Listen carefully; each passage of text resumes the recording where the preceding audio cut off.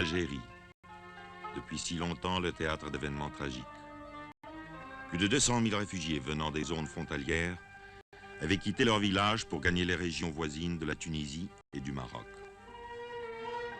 Ils n'amenaient que ce qu'ils pouvaient porter sur leurs épaules. Depuis lors, pour survivre, ils n'ont pu compter que sur la charité et la générosité de leurs frères humains.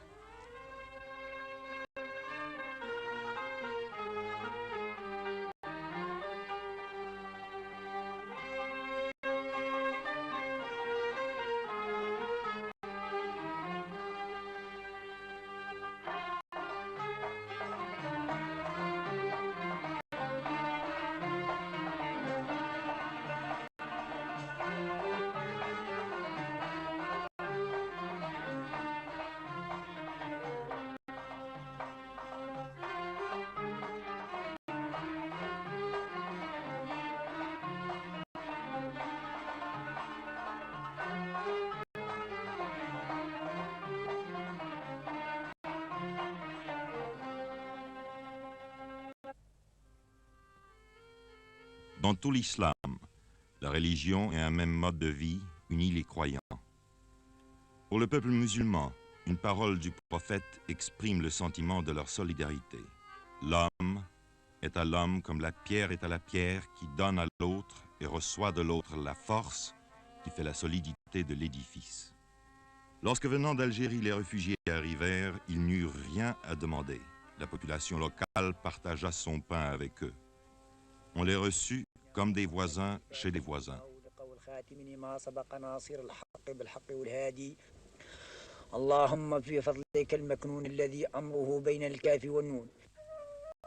Mais la terre ne pouvait nourrir tout le monde. Les moyens des gouvernements tunisiens et marocains s'épuisèrent bientôt, et c'est au Haut-Commissariat des Nations Unies que l'on fit appel. Sur sa requête, le Comité international de la Croix-Rouge apporta les premiers secours. Puis, la Ligue des sociétés de la Croix-Rouge et le Haut-Commissariat organisèrent une opération plus vaste.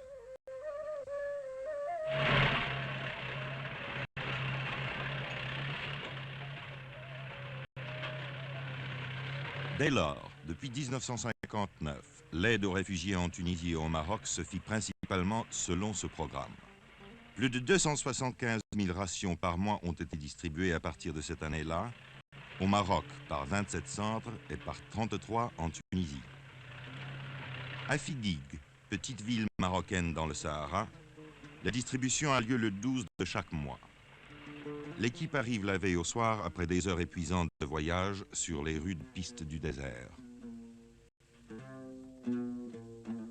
Le chef d'équipe, un Suisse, fait le point de la situation avec le guide. Une bonne partie des 4000 réfugiés qui touchent leur ration à Fidig vivent dans le désert, certains même à 100 km de la ville. Dès que le soleil apparaît au-dessus de l'horizon, commence l'arrivée des réfugiés. Ils veulent être là dès la première heure, comme s'ils avaient peur de manquer la distribution. Dans certains grands centres où les distributions durent 2 ou 3 jours, les gens font la queue pendant tout ce temps-là, mangeant et dormant en plein air. Quand l'équipe arrive au lieu de la distribution, elle s'entoure d'une clôture de barils vides.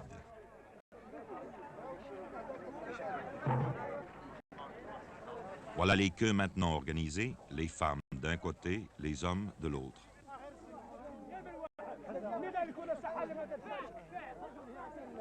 Ils observent très attentivement les préparatifs. Les rations sont-elles toutes les mêmes? Ne manquera-t-il rien? Mais l'atmosphère générale est plutôt à la bonne humeur, même si parfois il faut intervenir pour prier quelqu'un de reprendre sa place dans le rang. Les vieux sont assis en cercle au milieu. Dans toutes les communautés musulmanes, les plus vieux chefs de famille sont entourés d'un grand respect. C'est pourquoi on leur laisse la priorité.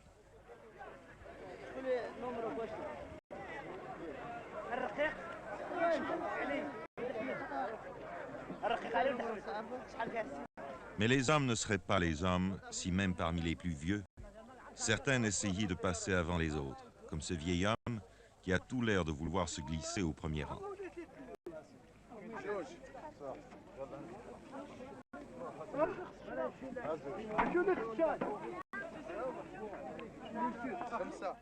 Chaque membre de la famille touche 120 grammes de savon.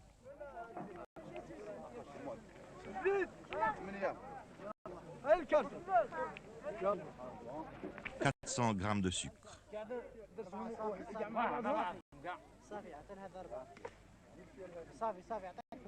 400 grammes d'huile comestible, en fait la seule matière grasse utilisée dans la cuisine arabe. Les quarts de ration sont chaque fois soigneusement pointés. Les vieux servis, vient le tour des autres. À une certaine époque, les femmes étaient servies d'abord, mais à Figuig, les chefs de famille malins envoyaient tous leurs femmes, et les hommes qui venaient des lieux les plus éloignés devaient attendre jusqu'à la fin. Aujourd'hui, 10 hommes passent après 10 femmes. Remarquez, les femmes sont toujours les clientes les plus difficiles. Une hésitation de la part d'un homme du croissant rouge suffit à leur délier la langue.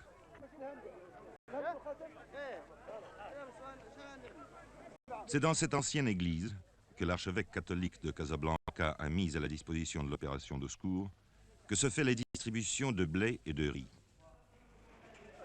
Chaque réfugié a droit à 10 kilos de blé et 2 kilos de riz. En Afrique du Nord, chaque famille cuit son propre pain et fabrique sa semoule pour le traditionnel couscous. Un plat de semoule cuit à la vapeur, des légumes bouillis et de la viande ou du poulet, s'il y en a. Certains réfugiés n'ont pas touché à la viande depuis plus d'1 an.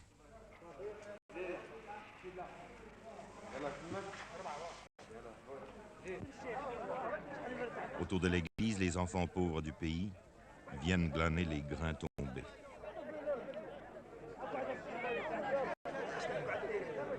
La charité n'est pas le privilège des riches. Les réfugiés aussi partagent avec les autres.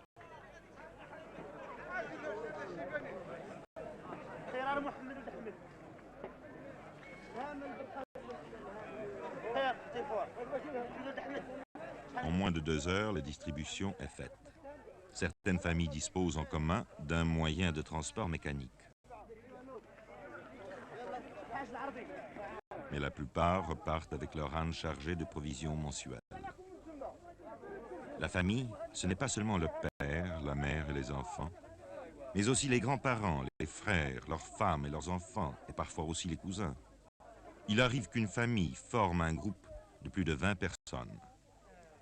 À travers les rues principales de Figuig, les caravanes repartent, formant une longue procession.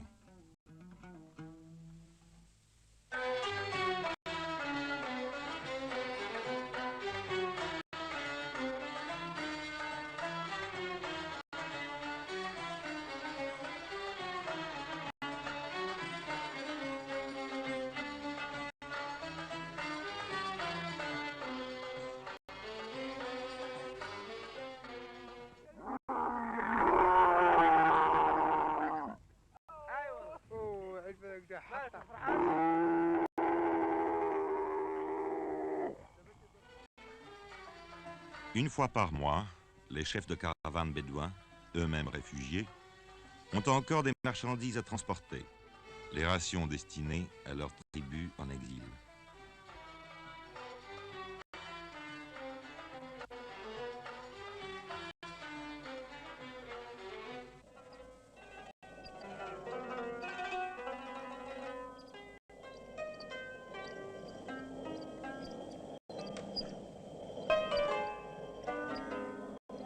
Aujourd'hui encore, on utilise des meules comme celles que l'on a découvertes dans les ruines romaines d'Afrique du Nord.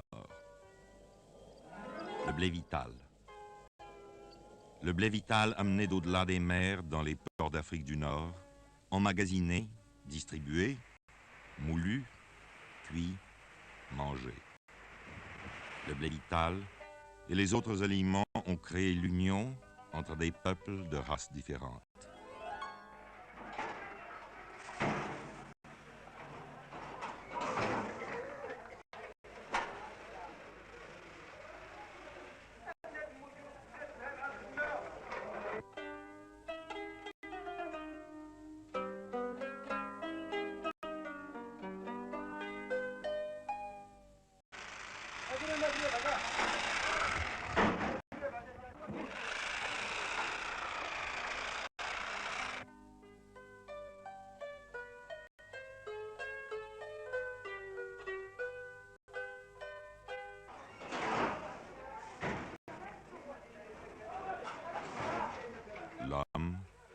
est à l'homme, comme la pierre est à la pierre qui donne à l'autre et reçoit de l'autre la force qui fait l'édifice.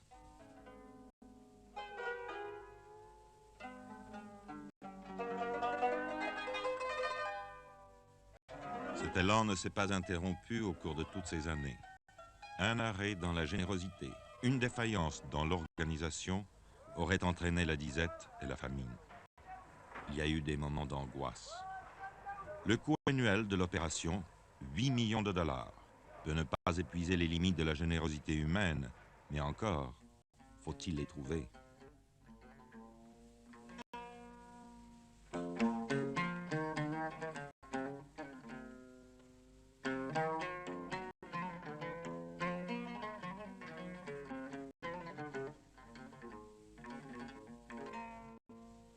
On est parvenu à fournir à chaque réfugié 1540 calories par jour.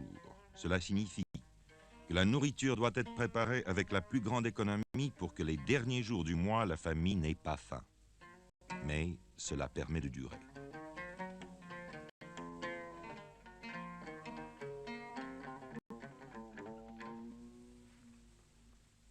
Dans les montagnes, les réfugiés construisent eux-mêmes des gourmis.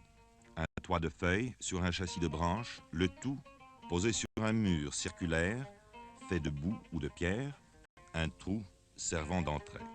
Dans les plaines et le désert, les réfugiés vivent sous les tentes qu'ils ont généralement construites eux-mêmes dans le style traditionnel. Quelques nomades sont arrivés avec le reste de leur troupeau.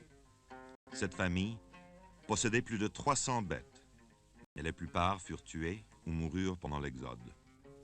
Voilà ce qu'il en reste.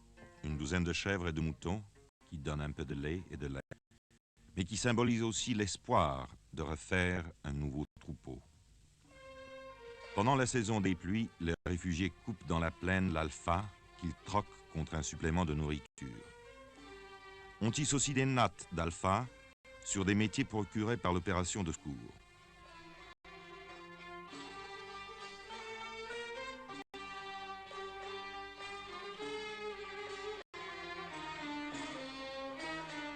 Ces nattes servent à réparer les tentes ou bien sont vendues sur les marchés locaux.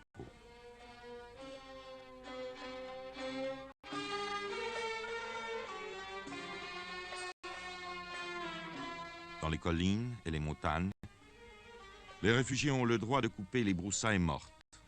Ce réfugié a eu la chance de trouver un chêne liège mort.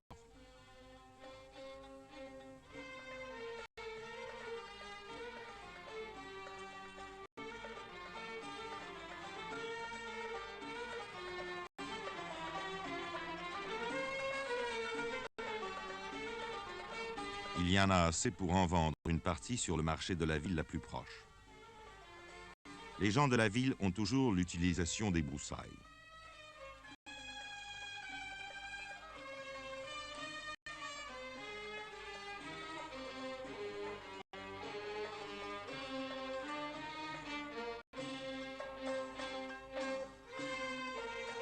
L'offre est acceptée, le marché conclu.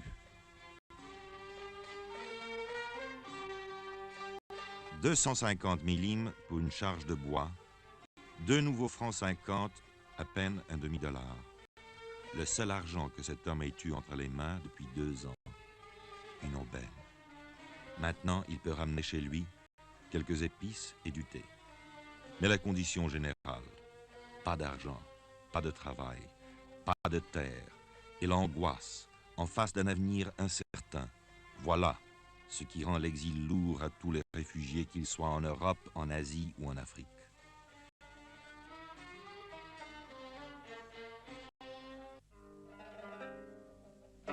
Les réfugiés dépendent entièrement du secours international.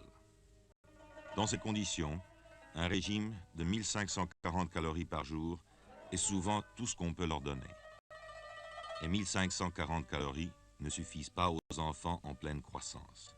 Or, les enfants constituent plus de 50% des réfugiés.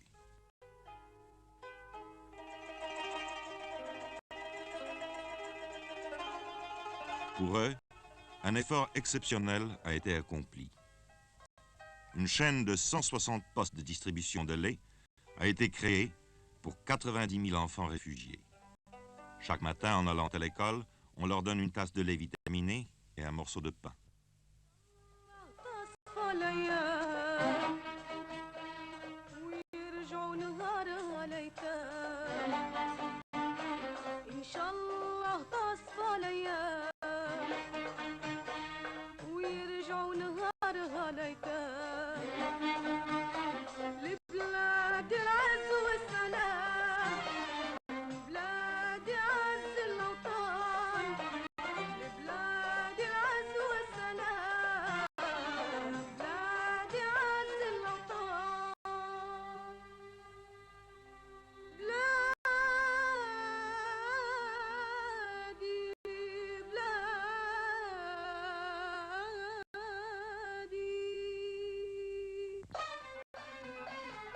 Aujourd'hui, les enfants réfugiés sont pleins de vigueur et de santé.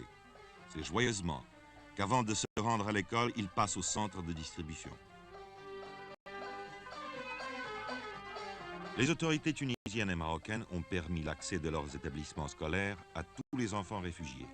Mais, dans certains cas, il a fallu avoir recours à l'aide internationale pour améliorer les possibilités dans ce domaine. Le chat a griffé Amina. Le chat a griffé Amina.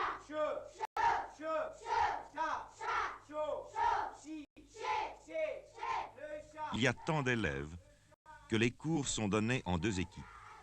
Mais la soif de connaissance est si grande que d'habitude le groupe de l'après-midi va au cours du matin et reste dehors pour l'entendre. De la même façon, le groupe du matin assiste au cours de l'après-midi.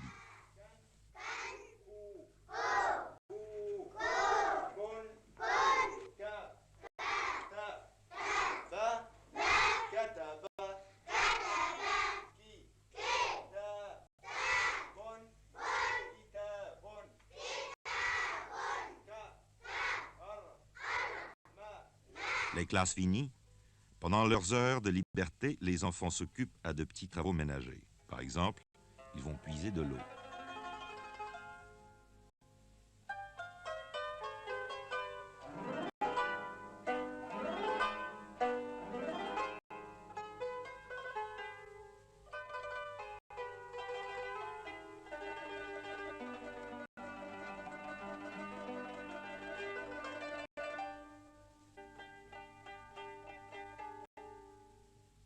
Mais comme tous les enfants, ils aiment jouer, même si les jouets sont rares. Voici un jeu que connaissent tous les enfants du monde. Il n'est besoin que de quelques cailloux qu'on jette en l'air pour les rattraper adroitement sur le dos de la main.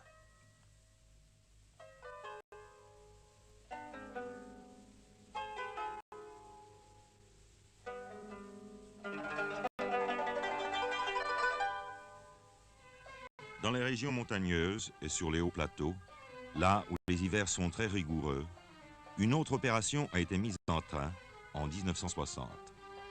À l'heure du déjeuner, les enfants se rassemblent devant la tente du Croissant Rouge et on leur donne un bol de soupe bouillante et un morceau de pain.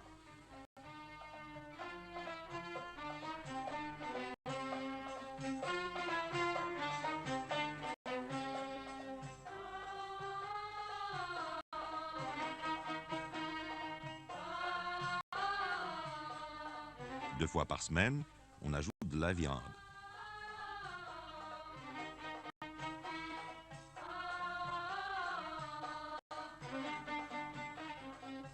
Pour que maman sache qu'il a bien mangé sa soupe, on fait à l'enfant un petit signe sur la main.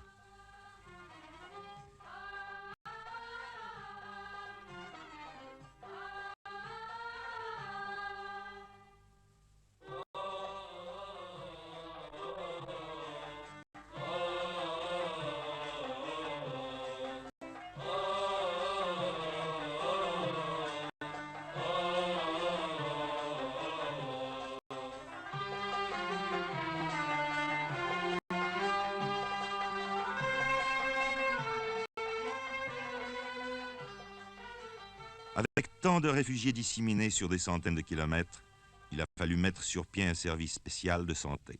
Des médecins font des tournées régulières. Les maladies les plus courantes sont le trachome, le paludisme et la tuberculose. Leur fréquence aujourd'hui a été ramenée à des proportions normales pour la région. Mais c'est là une longue bataille à mener, qui fait partie de l'effort nécessaire pour élever le niveau de vie général.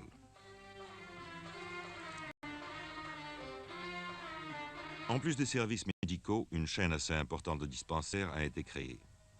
Des infirmiers, des secouristes, formés sur place, s'occupent des cas ordinaires. Les cas sérieux sont vus par le médecin. Ici, les malades reçoivent également des soins et des médicaments.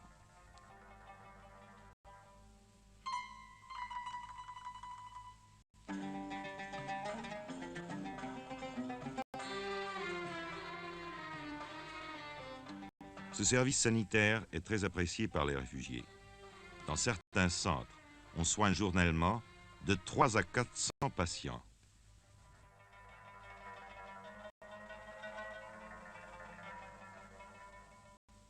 En Afrique du Nord, l'hiver, il peut faire très froid. En 1961, il est tombé dans cette région près de 2 mètres de neige. En hiver, les réfugiés restent à l'intérieur autour du feu. On leur a distribué des dizaines de milliers de couvertures et des centaines de tonnes de vêtements usagés. Et pourtant...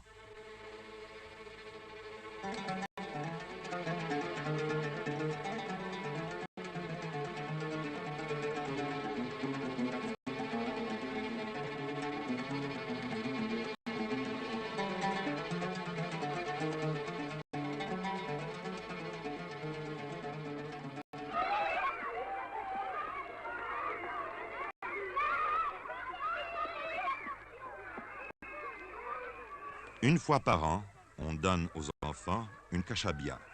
Il s'agit d'un vêtement à capuche qui les tiendra bien au chaud.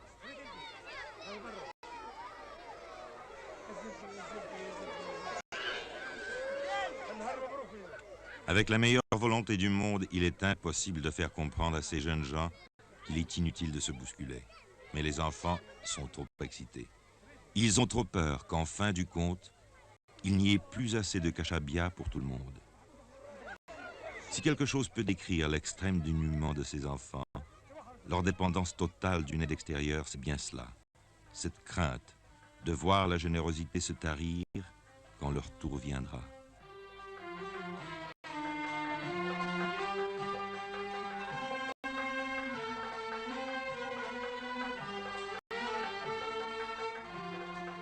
Myriam et son petit frère pleuraient à chaudes larmes pendant que les autres s'en allaient avec leur merveilleuse kashabia. Ils étaient les derniers. Mais il en reste encore. Pour lui, pour elle. Et maintenant, on sourit presque.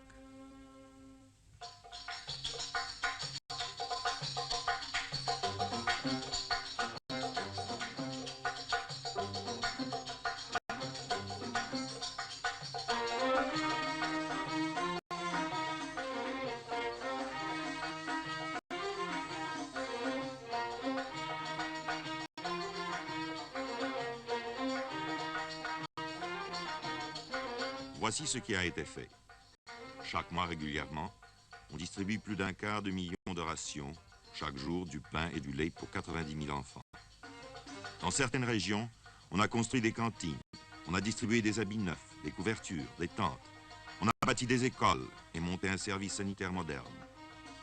Cette opération a obtenu l'appui de 65 nations, grâce aux sociétés de la Croix-Rouge et du Croissant Rouge, de Lion et Soleil Rouge, aux agences bénévoles, aux contributions financières des gouvernements, des groupes privés ou de particuliers. D'un bout de l'année à l'autre, les dons venus du dehors sont rassemblés et les vêtements triés selon les tailles et les âges. Les sacs usagés qui ont servi au transport de la farine sont transformés en chemises et en vêtements. Ce travail est accompli par des jeunes filles réfugiées dans un centre d'apprentissage du Croissant Rouge d'Oujda au Maroc.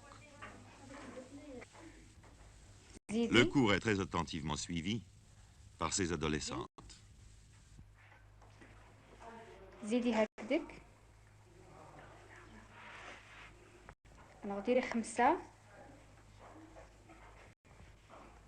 ديري 4 بالرز.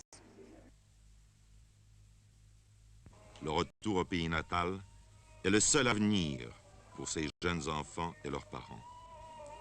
Les réfugiés ont été reçus comme des voisins chez des voisins par les peuples de la Tunisie et du Maroc. C'est la communauté internationale qui les aide. Mais leur véritable vie n'est pas ici, où ils ne peuvent ni travailler ni s'implanter. Et tous, du reste, désirent retourner chez eux dès que cela sera possible. Ils ont traversé une longue période de découragement, d'incertitude et d'attente, tant qu'il ne s'agissait pour eux que de survivre, et c'est grâce à l'aide internationale qu'ils ont survécu.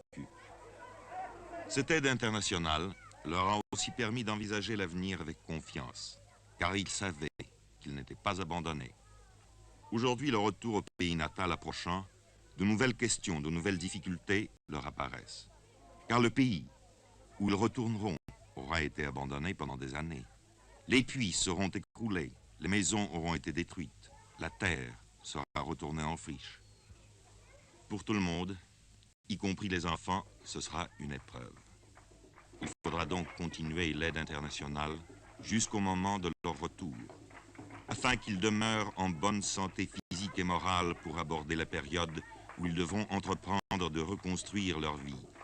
L'aide internationale devra faciliter le passage de la vie oisive du réfugié au devoir sévère qui exige la participation de chacun en tant que membre d'une communauté vivante. Un troubadour chante l'avenir à des enfants rassemblés. Ceux qui vous ont donné, dit-il, l'ont fait avec joie. En retour, vous leur donnerez votre gratitude. Vous vous efforcerez d'oublier les temps amers et de faire en sorte que la compréhension puisse régner entre les peuples.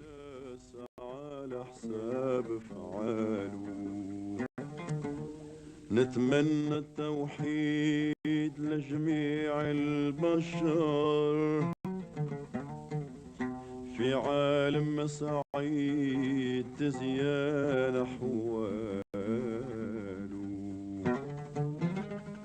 عالم حر جديد لبدا ينتصر وتزول غيار